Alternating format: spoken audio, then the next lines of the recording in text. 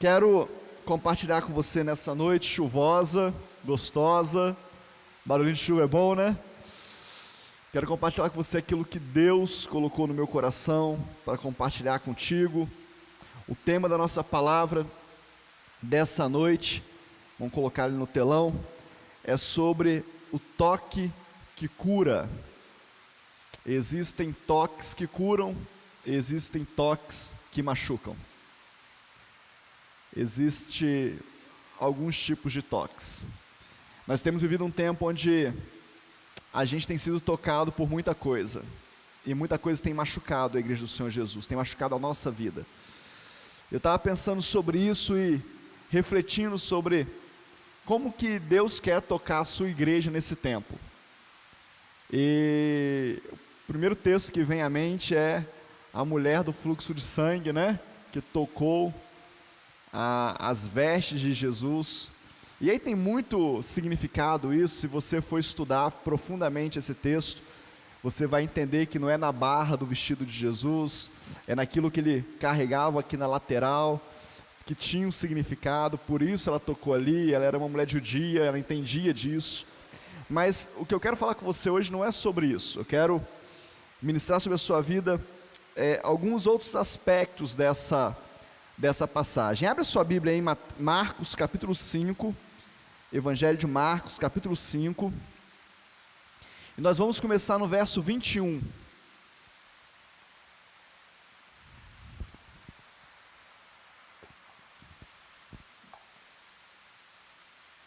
Marcos capítulo 5, verso 21.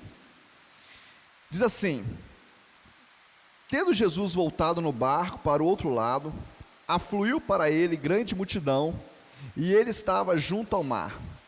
Eis que se achegou a ele um dos principais da sinagoga, chamado Jairo, e vendo-o, prostrou-se a seus pés, e insistentemente lhe suplicou: minha filha está à morte, vem, impõe as mãos sobre ela, para que ela seja salva e viverá. Jesus foi com ele. Só até aí. Primeiro ponto que quero desafiar você a pensar é que Jesus voltava da onde? De onde Jesus voltava? Voltava de acabar de libertar o endemoniado de Gadara, a legião de demônios. Ele acabara de voltar de ser rejeitados, mandado embora, expulso pelos gerasenos. Mandado embora. Nós não queremos aqui. Então você imagina, Jesus acaba de libertar um homem, muda a vida dele, muda a história dele. Esse homem pede para ir com Jesus, Jesus não deixa. Não, você vai contar para os outros o que eu fiz com você. A população o expulsa de lá, e quando ele atravessa de novo e ele chega do outro lado, tem uma multidão ávida pelos milagres que ele pode fazer. O que você faria? O que eu faria? Não, sai fora. Acabei de fazer um negócio lá. A pessoa me mandou embora. Sai. Quero papo com vocês não. Né? Mas Jesus, ele não estava fazendo aquilo que ele queria. Ele estava fazendo aquilo que o Pai já estava fazendo. Guarda isso. Ele atravessa, ele encontra com Jairo, um dos principais da sinagoga, um judeu raiz, que vê em Jesus a possibilidade da cura da sua filha. Mas ele vê em Jesus a possibilidade da cura da sua filha aos olhos da religião, dentro de uma caixinha que ele entendia que podia acontecer. Como que ele achava que podia acontecer? Põe a mão sobre ela e ela viverá. Por quê? Porque eles entendiam de transmissão de unção. Eles já tinham essa prática. Isso não era uma coisa nova. Então, se Jesus colocar a mão sobre a minha filha ainda enferma, seja lá quem ele for, seja lá o que ele representa, esse homem tem autoridade, a minha filha viverá. Ou seja, para que a minha filha viva, eu passo por cima da religiosidade. Porque os judeus não aceitavam Jesus. Mas a minha filha está morrendo. Então, se a minha filha está morrendo, eu passo por cima disso. Mas dentro da caixinha da religião. Eu vou te provar isso. Se você caminhar um pouquinho, verso 35, depois a gente volta lá na mulher do fluxo de sangue. Verso 35 de Marcos 5. Falava ele ainda quando chegaram alguns da casa do chefe da sinagoga e lhe disseram: tua filha já morreu, por que ainda incomodas o mestre? Mas Jesus, sem acudir a tais palavras, disse ao chefe da sinagoga: não temas, crê somente. Contudo, não permitiu que alguém o acompanhasse, senão Pedro e os irmãos Tiago e João. Chegando à casa do chefe da sinagoga, viu Jesus o alvoroço, os que choravam, os que pranteavam muito.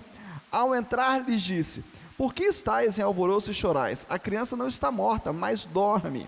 Riam-se dele. Tendo ele, porém, mandado sair a todos, tomou o pai e a mãe da criança, os que vieram com ele, e entrou onde ela estava. Tomando-a pela mão, disse: Talita cumi, quer dizer, menina, eu te mando, levanta-te. Imediatamente a menina se levantou e pôs-se a andar, pois tinha 12 anos. Então ficaram todos sobremaneira admirados. Mas Jesus ordenou-lhes expressamente que ninguém o soubesse, e mandou que dessem de comer à menina. Qual era a caixinha da religião? Se ela estiver viva, faça alguma coisa. Se ela estiver morta, nem toque nela. Porque o judeu que tocasse no morto, ficaria imundo. Então, desiste, já morreu. Depois que morreu, já era. Não tem o que fazer. Mas para Jesus não é assim. Para Jesus as coisas não funcionam desse jeito. Jesus não tem problema em tocar em alguém que está morto, porque Ele é a vida. Ele carrega a vida. Ele é o caminho, a verdade e a vida. Ele mesmo disse. Então não existiria contaminação. Ele transforma, ele muda a história. Ele muda o que está acontecendo. Por outro lado, quando ele vai ressuscitar Lázaro, ele dá uma ordem: sai, Lázaro. Porque era uma outra apresentação do poder de Deus, era uma outra forma de apresentar. O que eu quero colocar com você hoje é o seguinte: existem toques que curam, existem toques que machucam. Vamos para a Bíblia. Verso 25, finalzinho do 24 aí, introdução do 25. Grande multidão o seguia comprimindo-o. Grande multidão comprimia ele com o endemoniado, grande multidão comprimia ele conversando com Lázaro, grande multidão continuava comprimindo. Aconteceu que certa mulher que havia 12 anos, guarda isso, vinha sofrendo de uma hemorragia, e muito padecera a mão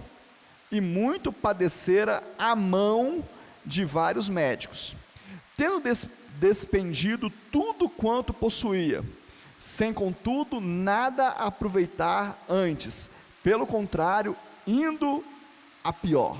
Só até aí. Essa mulher tinha a mesma idade da filha de Jairo. Quando a filha de Jairo estava nascendo, ela estava já sofrendo. A vida da filha de Jairo era uma vida de sofrimento para ela, o mesmo período. Vários médicos a tocaram, vários médicos colocaram as mãos nela, mas diz o texto que ela vinha a pior. Ela não melhorava, ela pagava para alguém tocar, e ela piorava. Ouvindo ela que Jesus estava passando por ali, olha aí, verso 27, tendo ouvido a fama de Jesus, vindo por trás dele, por entre a multidão, tocou-lhe a veste. Agora é ela que toca Jesus, porque dizia: se eu apenas lhe tocar as vestes, ficarei curada. E logo se lhe estancou a hemorragia e sentiu no corpo estar curada do seu flagelo. Jesus, reconhecendo imediatamente que dele saíra poder, virando-se no meio da multidão, perguntou: quem me tocou nas vestes? Responderam seus discípulos: vês que a multidão te aperta e dizes: quem me tocou? Ele, porém, olhava ao redor para ver quem fizera isso. Então, a mulher, atemorizada, tremendo, consciente do que nela se operara, veio, prostrou-se diante dele e declarou toda a verdade.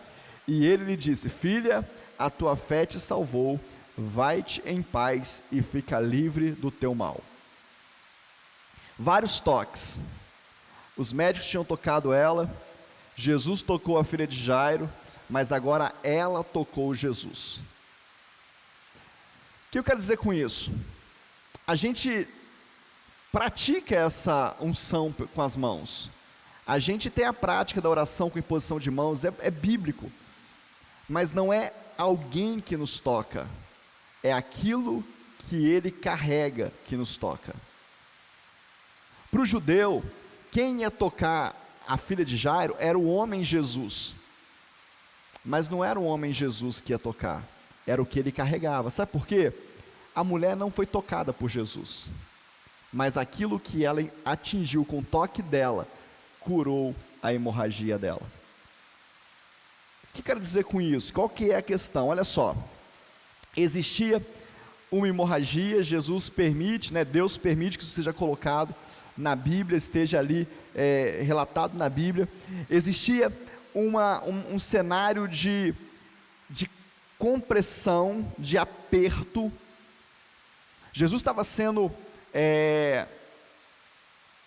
comprimido, apertado, para fazer alguma coisa. As pessoas que estavam ali em volta de Jesus, elas estavam esperando que algo acontecesse. Imagina que você pega um limão, você começa a apertar o limão, corta ele, começa a apertar. O que você espera? Que saia alguma coisa, que saia um sumo ali.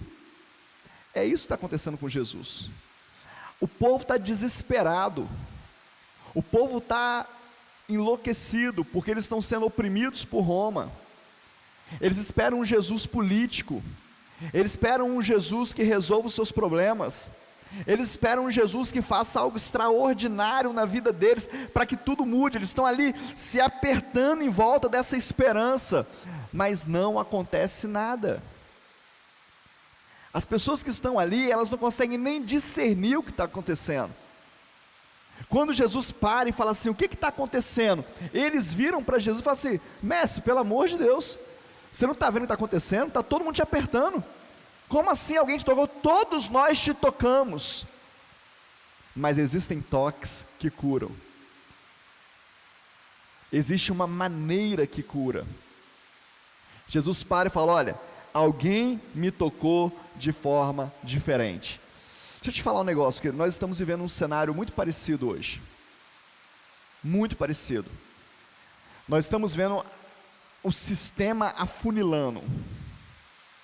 Nós estamos vendo a igreja sendo apertada. Ontem estava eu e a pastora Carla conversando, ou hoje, não me lembro se foi hoje pela manhã, mas a gente falando sobre a imaturidade da igreja. O que vai acontecer com a igreja? Qual é o futuro da igreja? A gente se aperta para ver um espetáculo, a gente se aperta para ver um show gospel, a gente se aperta para ver um pregador famoso, e não tem nenhum problema com isso. Eu quero que você vá mesmo, quero que você pague o preço, quero que você invista, quero que você semeie, faça tudo o que você puder fazer, mas faça com a expectativa correta. Não é as mãos desse ou daquele, não é a mão física que vai mudar a tua vida, é o que essa pessoa carrega e transmite através das suas mãos. Eu preciso entender isso. E se não tiver uma mão para me tocar, tem a minha mão que toca Jesus. A gente está se juntando em cultos, em igrejas, em congressos, em GCs, em discipulado, em um monte de coisa, mas a gente só está se encostando um ao outro, a gente só está roçando um no outro, e nós não estamos usufruindo da companhia um do outro, nós não estamos usufruindo da graça que o outro tem, da unção que o outro tem, da autoridade que o outro tem, do Jesus que o outro tem. Gente, que presença gloriosa de Deus nesse louvor aqui, que presença gloriosa, estávamos nós aqui. E qual que é a diferença de outro dia? Eu não sei, eu sei que nós tocamos Jesus de alguma forma. A gente precisa entender isso. A minha vontade é de continuar adorando, a minha vontade é de parar e falar, vamos embora gente, toca esse negócio aí. Fiquei pensando, quantas músicas a Tamara deve ter preparado para esse culto de hoje. Vai embora, se preparem. Se preparem. A gente precisa estar entendendo o que Jesus está fazendo. Jesus atravessa, o texto de Marcos 5 é interessante, porque Jesus atravessa para a região de Gadara, e o demônio reconhece quem é ele. O que você faz aqui? O que você veio perturbar a gente? Querido, os crentes não estão reconhecendo Jesus. Os crentes não estão reconhecendo a presença de Jesus. Os demônios você conhece, os crentes não. Uma presença gloriosa de Jesus. Você vai num lugar, num congresso de líderes, de pessoas que deveriam ter maturidade para estar ali, e às vezes tem uma presença de Deus fantástica. Teve um congresso que eu estava, e um pregador pregar, e a pessoa responsável pediu para que eu ficasse encarregado de guiar o pregador, de recebê-lo, de levá-lo para uma sala reservada, e depois encaminhar ele até a plataforma para ele poder ministrar. E eu tive a triste experiência de ver o que acontecia fora do congresso. E eu não queria ter visto, porque eu estava dentro do congresso, e para mim o que aconteceu no congresso era aquilo que eu estava vendo. Mas aquele dia eu precisei sair. O pregador chegou, eu tive que recebê-lo, tive que ir lá fazer as honras da casa, e ok, estou lá para servir. Mas eu comecei a ver líderes batendo papo, rindo, brincando, gargalhada, lanchando, dando chutinho no outro. Falei, meu Deus, o que nós estamos fazendo com a presença de Jesus? Porque não tem nada a ver com quem está cantando ou com quem está pregando, é o que a pessoa está entregando, a presença de Jesus. E nós não reconhecemos, porque quando a gente age com irreverência à presença de Jesus, nós não entendemos quem é Jesus. Quando nós achamos que nós podemos nos portar de qualquer maneira diante de Jesus, nós não entendemos e nem o tocamos. Que deixa eu te falar um negócio. Essa mulher ela entra no meio da multidão, ela tem um esforço para estar ali, e ela passa na frente de todo mundo. Deixa eu fazer uma pergunta, você já parou para pensar? Quantos doentes deveriam ter naquela multidão? Você quer só ela? Só ela, o resto era tudo à toa, desocupado, não tinha nada para fazer em casa, aí vira um movimento por atrás. Você acha que é isso? Lógico que não, querido. E qual que era o principal problema daquela época? Saúde. Não tinha remédio, gente. Vê The Chosen lá que você vai entender um pouco isso. Não tinha remédio, não tinha médico igual nós temos hoje, não tinha terapia igual nós temos hoje. O problema era saúde. O principal problema da população era saúde. Tá um bando de doente ali junto de Jesus, apertando Jesus, incomodando Jesus, mas só uma consegue tocá-la e é curada. Toques que curam. Que tipo de toque é esse? Se tão somente eu tocar nas suas vestes, eu serei curado. É um toque de fé, é um toque de visão, é um toque de enxergar a possibilidade. Tinha muitas coisas que poderiam acontecer antes. Ela podia ser reconhecida, ser expulsa da multidão. Ela poderia ser reconhecida no meio da multidão, ela teria contaminado, Cacá, todos os homens que ela tocou. Porque ela estava com uma hemorragia. Uma mulher com hemorragia era imunda. Ela teria contaminado todo mundo. Mas agora quando ela toca Jesus, ela anula todo o rastro de contaminação. Porque a Bíblia não fala que os homens saíram correndo porque estavam contaminados. Olha só, olha o poder que tem de você entender a presença de Jesus. Ela ouve dizer que Jesus estava por ali, ela ouve dizer que ele passaria por ali, eu vou lá tocá-lo. Ela enfrenta a multidão, ela passa perrengue, ela passa dificuldade, ela podia ser condenada, mas ela toca, e quando ela toca, ela se cura e ela arrasta, ela tira todo o rastro de contaminação que ela poderia ter deixado, mas agora curada, ela não poderia mais ser acusada. Isso é muito forte, querido. Quando nós tocamos Jesus da forma certa, a hemorragia cessa. Hemorragia é um dos problemas mais terríveis do ser humano, porque é o sangue que traz energia para a gente, é o sangue que nos fortalece, é o sangue que faz as células serem alimentadas, o sangue oxigena o cérebro, a mentalidade. Por isso quando você vê lá na luta lá do MMA lá e tal, quando o pessoal leva um mata-leão lá, ela apaga, porque faltou oxigênio no cérebro, não tem sangue, não tem passagem sanguínea. Perder sangue é a pior coisa que pode acontecer. Aquela mulher está há 12 anos perdendo vida, deve ter chegado lá se arrastando, deve ter chegado lá enfraquecida, depois de ter sido tocada por vários e vários médicos, ter gastado o seu recurso, o seu dinheiro, do seu trabalho, mas ela toca da forma certa. Queria desafiar você a pensar sobre isso hoje. Você tem tocado Jesus da forma certa? Você tem chegado perto de Jesus da forma correta? Você tem reverenciado a presença de Jesus da forma certa? Eu fico muito incomodado quando eu vejo gente falar de Jesus com uma forma tão, sei lá, querendo parecer que é íntimo. Deixa eu te falar um negócio, querido, não tem nada mais ridículo do que alguém parecer que é íntimo de quem não é. Pensa comigo, quando alguém chega perto de você, no meio de uma rodinha, de um meio social, e quer parecer íntimo seu, para usufruir de alguma coisa da sua presença, fica ridículo.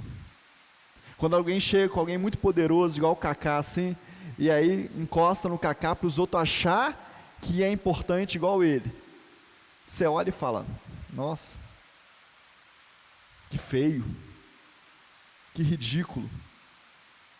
Mas muitos de nós fazemos com Jesus. Não, com Jesus eu falo em qualquer lugar. Fala não, querido. Você fala com as paredes, você fala com a sua alma, você fala com Jesus, você não fala em qualquer lugar. Não, mas eu faço do meu jeito. Quem disse que ele quer o seu jeito? Ele quer o jeito dele. É a maneira dele, é a forma dele. A nossa maneira é, tá morto, acabou, mas a maneira dele é, sai fora, todo mundo, vem cá pai e mãe, vamos lá, ela não morreu não, só está dormindo, levanta. Essa é a maneira dele, é o jeito dele. O jeito dele é assim, ó, não temos nada para dar de comer para eles, não temos o que fazer com essa multidão. O jeito dele é, o que tem? Tem 5 pães e 2 peixes, traz aqui, manda o pessoal dividir aí em grupo, senta todo mundo na grama, muito obrigado pai, divide. Esse é o jeito dele, não é o meu jeito, é o jeito dele. E eu fico pensando, se Jesus viesse com o jeito dele na terra hoje, quantos de nós obedeceria? Quantos de nós seríamos participantes dos seus milagres? Já pensou nisso? Mestre, estão nos cobrando impostos. Não tem problema, vai lá, pesca o peixe, na boca dele vai ter 2 moedas, paga o meu e o seu. Você ia?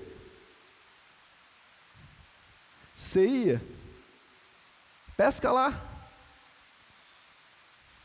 Ah, mas essa é a linguagem daquele tempo, hoje seria diferente. Tá ok, concordo com você. Você iria da maneira diferente? Quantas coisas ele tem mandado você fazer da sua maneira, com a linguagem que você entende, e a gente não faz? Quantas ordens ele tem dado para nós todos os dias, e nós o desobedecemos, porque nós não reverenciamos a sua palavra, não reverenciamos a sua presença. Deixa eu te falar que Deus vai te mandar fazer coisas só para você obedecer. Eu aprendi isso tem pouco tempo. Eu achava que quando Deus mandava a gente fazer alguma coisa, é porque algo extraordinário ia acontecer. Paulo sai do púlpito e vai lá abrir a porta. Nossa, eu vou lá. Quando eu abrir aquela porta, vai entrar um querubim voando e vai tocar. E, meu Deus! Só para você obedecer. Só para você treinar a obediência. Só para quando ele te mandar fazer coisas maiores, você fala assim, eu vou fazer porque é meu pai que está mandando, porque é o meu Senhor que está mandando, porque é Jesus que está mandando. Eu vou lá, abro, não acontece nada. Ué, por que você mandou eu fazer isso? Porque eu quero. Só porque eu quero. Eu demorei a aprender isso, querido. Eu era um crente frustrado, eu era um líder frustrado, porque eu achava que toda vez que Jesus me mandava fazer alguma coisa, tinha que acontecer algo extraordinário. Um dia eu cheguei para o bispo Zé Elias e falei assim: bispo, isso tem um tempo já, eu falei com ele assim: eu não acredito num culto sem o poder de Deus manifesto. Eu crente, né? Ele falou assim para mim: você é mesmo? Eu falei: porque a palavra de Deus fala que se 2 ou 3 se reunirem em volta dele, ele se faz presente, e onde ele está presente tem milagre, aonde ele está presente tem maravilha. Ele falou: só porque você quer, né? Porque quem faz maravilha é ele, não é você. Ele vai ter se ele quiser, ele vai curar se ele quiser curar. Eu parei e falei: não é que é mesmo? Não é que é verdade? Ele foi lá no tanque de Betesda, tinha centenas de aleijados, ele curou um. Ponto. É quantos ele quiser curar. Não sou eu que mando em Jesus, querido. Não sou eu que mando no Espírito Santo. Larga de ser bobo. Larga a mão de achar que você domina Jesus, que você domina o Espírito Santo. Vou fazer prova com Deus, se ele não fizer. Se ele não fizer, não vai fazer, querido. E acabou. E ponto. Sou eu que vou atrás dele, sou eu que o toco, sou eu que me submeto aos riscos, sou eu que subo na árvore para talvez ele me ver. Sou eu, não é ele. Zaqueu sobe na árvore, ele passa, vê, desce: vou para sua casa hoje. É acusado pelos puritanos ali, pelos fariseus da época, mas ele não está nem aí, porque isso era o que o pai estava fazendo. Hoje me convém pousar na sua casa. Que palavra linda, que expressão maravilhosa. Me convém para mim, é bom para mim. É bom para mim, Zaqueu, ir para sua casa. Pensou você ouvir isso de Jesus? Hoje eu quero estar com você. Prepara lá, prepara a mesa, prepara a cama que eu vou dormir, prepara a sala que nós vamos conversar. É isso que Jesus quer fazer com a gente, querido. Esse é o tempo da igreja. Nós vamos sair desse lugar da religiosidade. Nós estamos sangrando na religião. Nós estamos perdendo as nossas energias na religião. Nós estamos discutindo coisas que não tem que discutir mais. Quando a pessoa começa a perguntar para mim muita coisa da Bíblia, se isso pode, se isso não pode, eu falo: vem cá, vamos lá, vamos para Jesus. Jesus foi interpelado sobre os mandamentos. Qual foi os mandamentos que ele mandou? Os principais: amar a Deus acima de todas as coisas. Então, pera lá, você já ama a Deus acima de todas as coisas? Então volta para casa. Quando você amar a Deus acima de todas as coisas, a gente vai discutir o resto dos mandamentos. Porque se não amar a Deus acima de todas as coisas, não tem discussão, querido. Quem ama a Deus acima de todas as coisas rouba, gente? Não. Quem ama a Deus acima de todas as coisas deseja a mulher do próximo? Não. Quem ama a Deus acima de todas as coisas mata? Não. Percebe como é que vai perdendo o valor? Eu preciso amar a Deus acima de todas as coisas. E é um caminho, é uma estrada, é um processo que eu vou chegando. Então a gente precisa parar de ter esse desejo. Olha só, Jesus estava no meio da multidão, sendo apertado para ver se saía alguma coisa dele. Não saiu nada. Nada. Mas quando uma mulher, fora a multidão, toca nele, ele fala: opa, saiu virtude de mim. Não te fala nada sobre isso? Tem virtude de Jesus passando pela sua vida? Entrando em você? Sendo derramada sobre a tua vida? Não tem? Toca ele. Toca direito. Esteja disposto a ir até ele. Eu quero caminhar para o final. A diferença de que Jesus havia algo para dar e o que Jesus deu é que aquilo que ele entregou estancou uma hemorragia. A gente precisa pensar sobre isso. Aquela mulher chega para Jesus porque ela tem uma demanda. E aquilo que Jesus entrega para ela resolve a sua demanda. Mas não resolve só a sua demanda física, resolve a sua demanda espiritual, resolve a sua salvação. Aí você fala assim, mas para ser salvo não precisa reconhecer Jesus como Filho de Deus? O que você acha que essa mulher fez? Muito mais do que ter falado isso, ela agiu como quem reconhecia Jesus como Filho de Deus.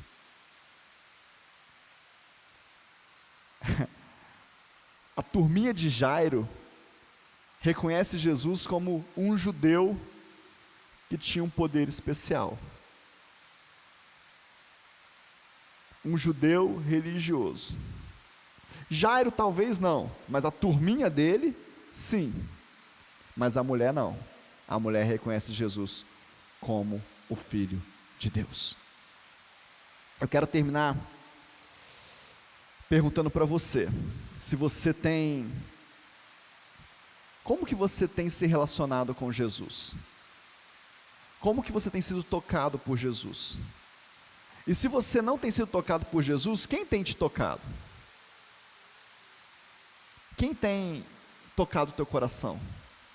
O que tem mexido com você? O que tem manifestado sobre você poder? Que nós somos tocados por palavras, por toques, por gestos. Nós somos tocados pelo que nós vemos. Nós somos tocados por aquilo que nos aprisiona, nos oprime. E tem muita gente dentro da igreja vivendo exatamente assim. A última coisa que ela é tocada é por Jesus. Depois de 12 anos, talvez ela vai ser tocada por Jesus. Depois de muito sofrimento, depois de muita perda, depois de muito investimento, deixa eu te falar, para mim, isso aqui é o reflexo, isso aqui é o estereótipo da religião. A religião te toca, mas não te cura. Quantas religiões são maravilhosas? São maravilhosas.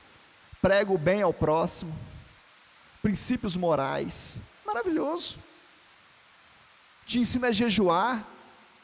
Quer aprender a jejuar? Vai lá para os montes lá do Tibete, lá, que você vai ver o que é jejuar de verdade. Jejua muito mais que a gente. Te ensina um punhado de coisa,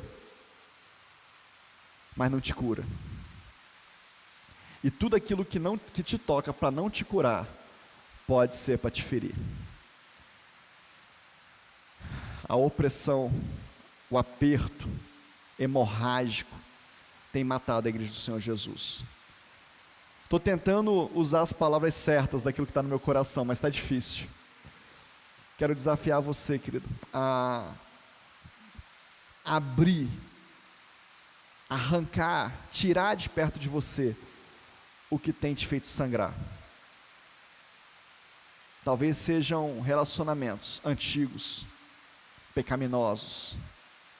Talvez seja pessoas que falam coisas que te ferem profundamente. Talvez sejam lugares. Talvez sejam palavras que vêm ressoando sobre a sua cabeça. Anos e anos. Nossa, eu ouço isso. Toda vez que eu paro para pensar, eu paro e penso nisso. Jesus está te perguntando nessa noite, até quando você vai ficar assim? Entrega, toca as minhas vestes, entrega para mim a esperança da sua cura. Muitos de nós não entregamos para Jesus essa esperança, querido, porque a gente quer ter vingança, a gente quer se vingar daquele que nos feriu, a gente quer se vingar daquele que nos oprimiu, a gente quer se vingar daqueles. Esquece isso, perdoa-lhes como nós temos perdoado.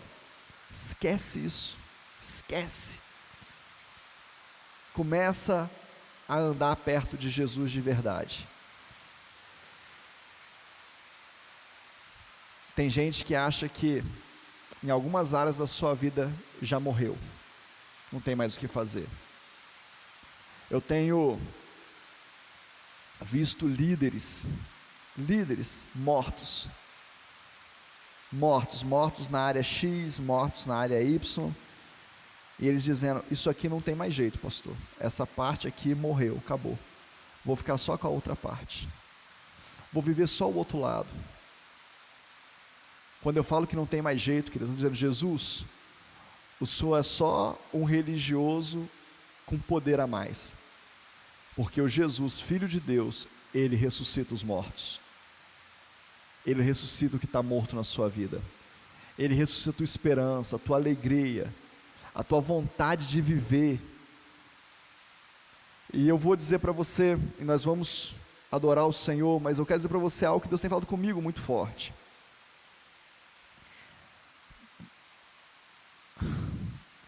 Guarda isso no seu coração. Deus vai te mandar fazer coisas nesses dias, só para provar a sua obediência. Bispo, por que você está falando isso? Porque Deus tem feito isso comigo. E por que o senhor acha que está falando com o senhor vai fazer comigo? Porque eu sou o anjo da igreja. Se você for ver a carta das igrejas lá, do Apocalipse, é exortação à igreja, mas ele começa dizendo: ao anjo. Começa comigo, querido. Primeira vez que Deus me deu uma palavra profética para essa igreja, eu cheguei em casa muito atribulado, na minha alma, no meu espírito, porque era uma palavra muito dura. E é diferente de você ser tomado pelo Espírito Santo, e o Espírito Santo falar através da sua boca é uma coisa. Às vezes você nem lembra o que você falou, mas a palavra profética você sabe o que você falou, ela fica aqui dentro. E eu cheguei em casa muito atribulado e preocupado com aquela palavra, e aí Deus falou comigo: não se preocupa não, fica preocupado se sou eu ou se não sou eu, não. Tudo que você falar a partir de hoje você vai viver. E não é para eu ficar preocupado. Você vai viver o que você falar. Você vai experimentar. E aí começou a vir na minha mente todos os profetas da Bíblia, que Deus fez isso, Deus fez, faça assim, porque é assim que é a minha igreja, faça assim, porque é assim que acontece, para que a minha igreja saiba que é isso que eles fazem. Falei: Deus tem misericórdia da minha vida. Mas eu tenho experimentado isso, querido. Ordens de Deus apenas para treinar a minha obediência. Nada acontece. Deus fala comigo assim: faça isso. Eu vou lá, faço. Estou ficando doido. Estou ficando doido. Eles falam: não, é só para eu testar o seu coração. Vai chegar uma hora que eu vou te mandar fazer algo que você vai tremer nas bases. E você precisa estar treinado a obedecer. Deixa eu te falar. Comece a treinar a obedecer a Deus. Isso toca o coração de Deus. Um coração obediente toca o coração de Deus. Um coração obediente toca o coração de Deus. Não permita que mais nada te toque a não ser Deus. Não permita que nenhuma palavra te toque a não ser a palavra de Deus. Não permita que nenhuma mão te toque a não ser a mão de Deus. A mão de Deus que vai te tocar, ela vai te tocar sem interesse, porque é dele, ele não precisa de nada. A mão de Deus que te toca, ela te toca sem violência, porque ele é amor. A mão de Deus que te toca não te fere, te cura. Só permita a mão de Deus te tocar. Só permita que a mão de Deus te toque. Só permita que a mão de Jesus te toque. Creia no que eu estou te falando, igreja. Muitos vão querer tocar a igreja do Senhor Jesus, mas nós vamos esperar pelo toque do noivo. Pelo toque do noivo. Nós vamos nos guardar para o toque do noivo. Nós vamos ser curados para que quando o noivo chegar, a gente esteja pronto para o noivo. Amém? Vamos ficar de pé? Quero